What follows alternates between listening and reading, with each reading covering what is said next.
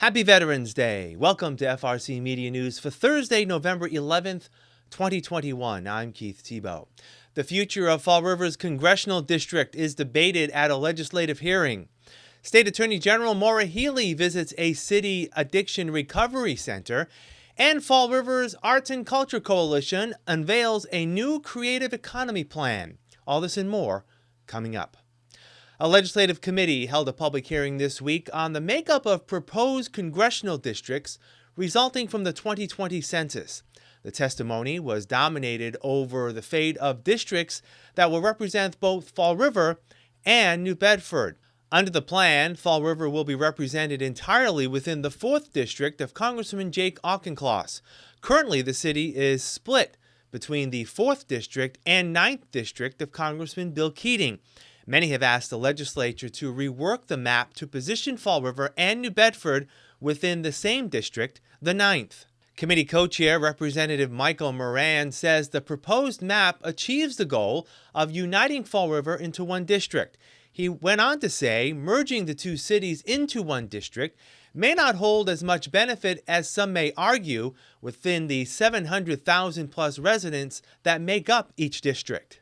If we were to consider to put all of Fall River into the 9th, it would be 38,283.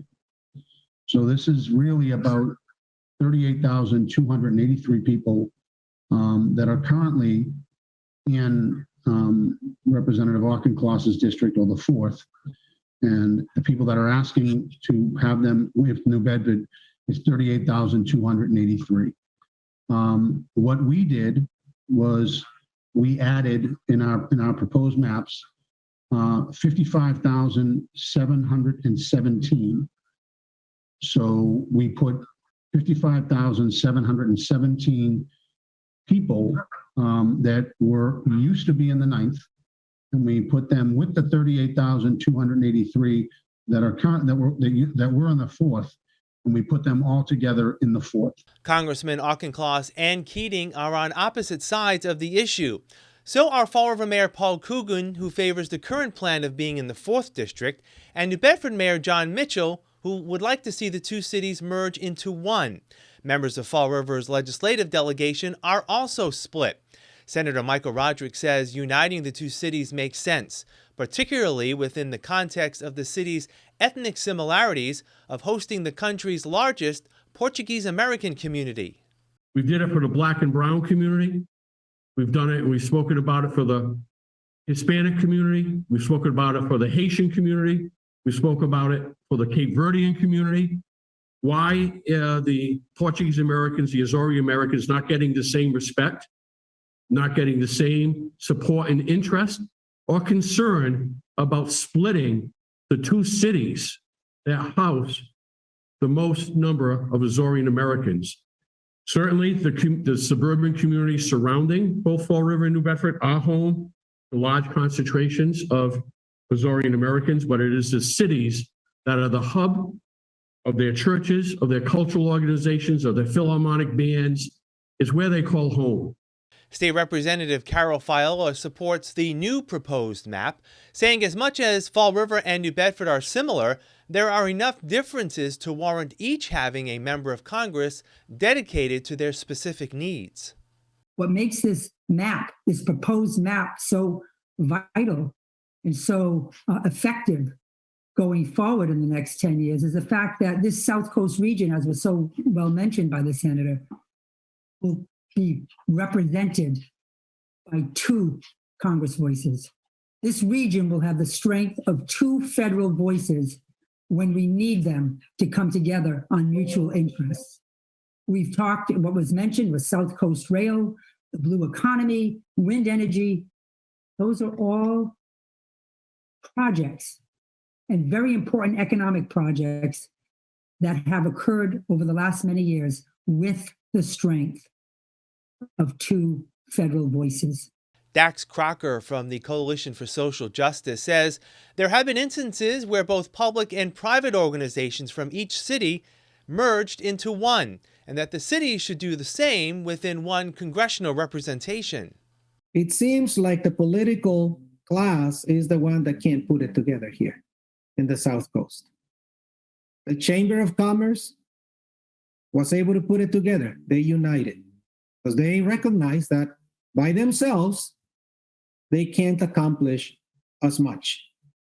The healthcare system united. There is no separate Fall River and New Bedford. The healthcare system recognized that separate was not ideal. The ideal was to be together. They created the South Coast healthcare system here. It's the political class that is left unwilling to unite. That's what I'm hearing in this hearing. It's not that we can't come together, it's that we don't want to come together. The legislature may vote to approve the congressional maps as early as next week. State Attorney General Maura Healey visited Fall River this week to get a first-hand look at River to Recovery, a center striving to provide a safe, substance-free, welcoming space for those in recovery. When you're talking about substance use disorder, when you're talking about mental health, there's still way too much stigma. There are amazing programs and organizations that are doing this work day in and day out. They're not in the headlines. They're not talked about. They should be, because you want people to know there are places to go. There are ways and people out there who will help you. So I think it's really important that people like me and government show up and support and have an opportunity to highlight the great work that's going on, while we also call for more funding, which is why I've called for ARPA funds to be distributed to help with behavioral health and substance use disorder, and why I'm going to continue to do what I can to support through grant funding these efforts. Healey's office has provided financial support to allow River to Recovery to hire a much-needed recovery coach to assist those in the Hispanic community get into recovery. She said her office continues to pursue opioid drug makers in making them pay for the harm their narcotics have inflicted upon those who get addicted. As a result of our investigations and enforcement actions, we have secured over $500 million for Massachusetts. Not all of that has come in yet. Some of it will come in over time. But, that's $10 million already from McKinsey. A lot of that has already gone out the door. And as I say, anything that we're recovering from these companies is going to go right back out into communities, into cities and towns to support the important, essential, critical work that they are doing around recovery and treatment. River to Recovery Executive Director Kevin Doyle says the center on Pleasant Street has been effective in getting those addicted into recovery. However, the pandemic has slowed down that progress, with the center serving nearly 500 people a week pre-pandemic and only about 250 people today. There's a lot of people who are established in some form of recovery or finding their way to us has been minimized. It's been really sad, and a lot of the people who are coming really need multiple layers of treatment. They're homeless, or they have a severe mental illness along with their substance abuse disorder. So we're trying to multi-treat them, meet them in all their areas, And so we've had to expand to meet this population, their needs, because addicts who usually seek help want to take the least resistant path. If you tell me I can go to outpatient treatment rather than go away for a year, they're going to outpatient treatment. Just a human condition says that. But they may need to be in a higher level of care. A lot of them during the pandemic realized they don't need to be out in the community all the time, and the risk-reward factor, they're not so visible, And some people are finding treatment, day treatment on Zoom. So some of the numbers have gone down because of the pandemic, and now that it's over, some of the demographics has changed. Getting back to the Attorney General, much has been made that perhaps Healey will run for governor at next year's state election. She remains undecided. I love my job, and I'm certainly busy with the work out of the Attorney General's office. In terms of other offices and decisions, I'm still evaluating all of that. Here are the latest COVID-19 numbers in Fall River as of last Thursday, November 4th.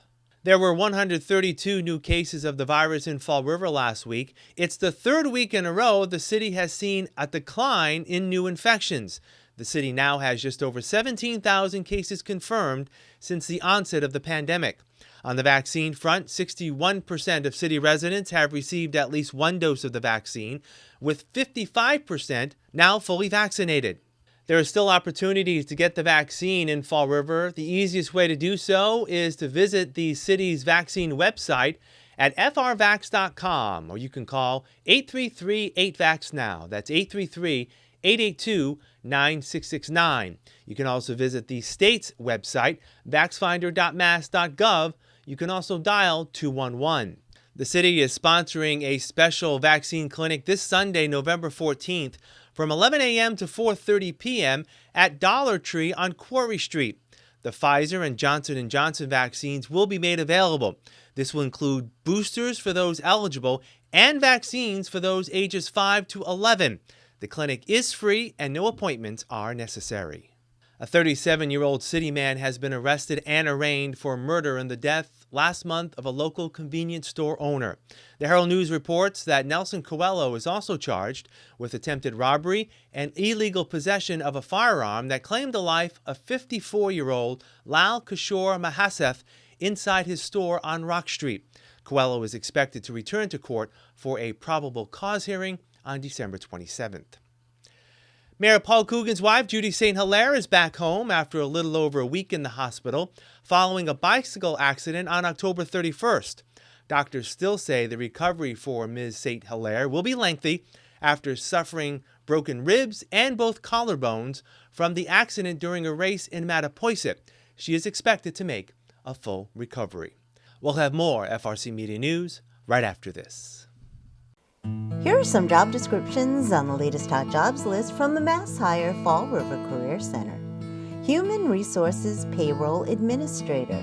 Teufelberger Fiber Rope Corporation seeks a full-time Human Resources Payroll Administrator to manage all aspects of payroll and benefits administration and provide administrative support to the HR department. Job number 157-877-83. CNA Home Health Aid. Prosper at Fall River, located at 400 Columbia Street, is looking for a full-time CNA Home Health Aide to provide care and medical management to residents in an assisted living facility. Job number 157-860-64. Bank Teller.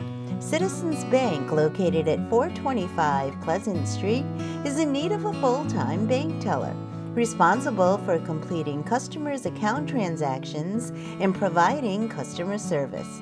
Job number 157-764-99. Packer. Amazon Warehouse, located at 1180 Innovation Way, is looking for a full-time packer. For more information, call 800-288-7924. Cadoba Mexican Eats, located at South Coast Marketplace, has an immediate need for the following full and part-time positions. General Manager, job number 157-87341. Restaurant Cook, job number 157-83459. For more information about these or other positions, visit Mass Hire JobQuest at jobquest.dcs.eol.mass.gov. or call the Mass Hire Fall River Career Center at 508-730-5000. Welcome back. The Fall River Arts and Cultural Coalition, also known as FRAC, is seeking input on its recently completed Fall River Arts and Culture Creative Economy Plan. The plan was commissioned by FRAC a year ago in an effort to create a comprehensive path to promote and foster arts and culture in Fall River. An arts and culture plan allows somebody to come in and take stock of all the things that we have, sometimes the things that we don't even see. So all of our open spaces, all of our historical buildings, even all of the organizations that are there. Sometimes we don't even know who else is out there doing perhaps similar work. So this was an opportunity to kind of take a baseline. These are all the things that we have. Now these are the things that we want. where's this in between? And that's what the Arts and Culture Plan does. It's a roadmap in between. Who do we get involved? Where do we get the funding from? And it provides that map of, or at least suggestions, who should be involved, and then how do we get to that next step to achieve over 5 to 10 years this enhanced cultural atmosphere in the city. FRAC will oversee the plan's implementation. Ms. Rigo says the 6 goals and 27 strategies will serve as a blueprint on how the city can use art as a catalyst for future economic activity and growth. It identified over 40 arts and culture organizations, 29 educational institutions, and over 50 community organizations as assets that can benefit from a comprehensive arts and culture plan. Ms. Rigo is hopeful the plan will provide opportunities to stimulate arts and culture activity across the city.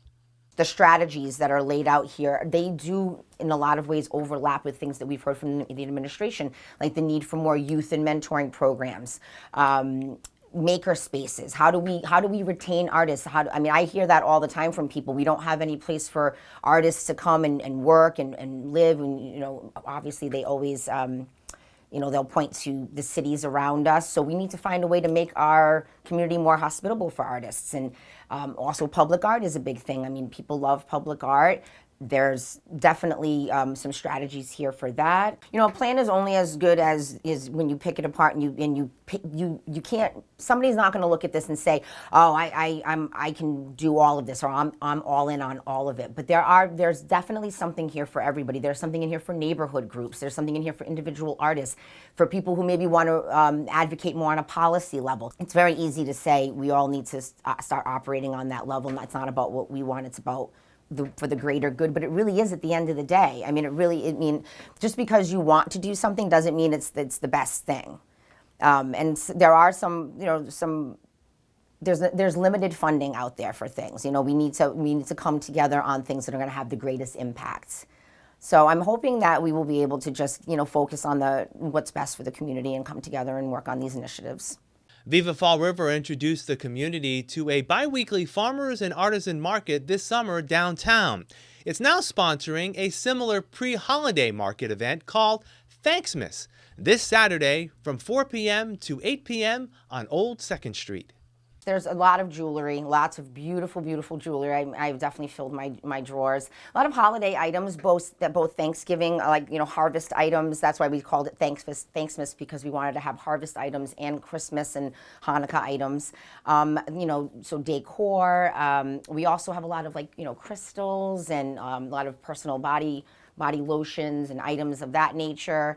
We're also going to have food trucks at this one. I know people really like that. And we, this summer we had there's staffing issues, so we had a hard time getting some food trucks. We have 4 food trucks coming. Really excited about that. But I think there's so many. There's knit goods. There's people make custom shirts. The amount of things are just amazing. I really think that you could literally come with your list and maybe check everyone off that list this next Saturday. Along with shopping, there will also be the opportunity to enjoy local entertainment. I love to have kids' performances. I love to get the local schools involved. So there's going to be a lot of performances, Durfee Theater Group, Durfee Choral, Studio Life Performing Arts. We have Julia Corey coming, the TJ's All-Star Bands. A lot of, I really love to showcase the talent we have in our youth. I think that encouragement goes a long way. So we're going to be having that. We're going to have fire pits and s'mores. And we are also going to do, this is something that just came out today. It's World Kindness Day. And so I've applied with the Fall River Youth Violence Prevention Coalition. We are going to ask the mayor to do a proclamation, because Fall River could as many communities, all communities could use more kindness. And we want to encourage people to understand that, everybody makes a difference in their community. We'll wrap up this edition of FRC Media News right after this. Hi, welcome to Hot Dogs and Cool Cats. Today with us we have Boogie. He is roughly about a year old. He's a lab hound mix. He did come in as a stray. He's very sweet and gentle. As you can see, he just needs basic manners. But he's very smart, so I think he'd be very easy to train. Very treat motivated. Set. He's very playful. He loves to play with the tennis ball. He would benefit from living in an active home. Somebody that goes for a lot of walks or hikes, he would make a great hiking partner. He should do fine in a home with kids 10 to 12 plus. He is very wiggly, but he's also very gentle. If you want to come down and meet Boogie, you can give us a call at Forever Paws Animal Shelter to schedule an appointment to meet with him, because I know he'd definitely love to meet you. Today we have Mango here. Mango here is a short-haired 9-year-old lady. She always kind of looks a little depressed from the distance, but once you get in there, you start petting her and whatnot, her expression completely changes. She absolutely loves attention, but due to her age, as far as the home that she should be in, it should probably be a calmer home. She does tolerate other cats. She's living here in one of our communal rooms. So as far as the type of home, like I said, a calmer home would be nice. Multiple cats would be fine. No dogs. I think dogs would scare her a little bit too much. And young children would probably be a little bit too much for her. So if you think you might be a good candidate for Mango here, come on down to 300 Linwood Street in Fall River, Massachusetts at Forever Paws Animal Shelter. That's all for this edition of FRC Media News. Please visit our website at frmedia.org for all the latest news and information. This program, FRC Media News, airs Thursdays at 6 p.m. and Fridays at 5:30 p.m. For all of us here at FRC Media News, I'm Keith Tebow. Have a great weekend, and we'll see you next Thursday.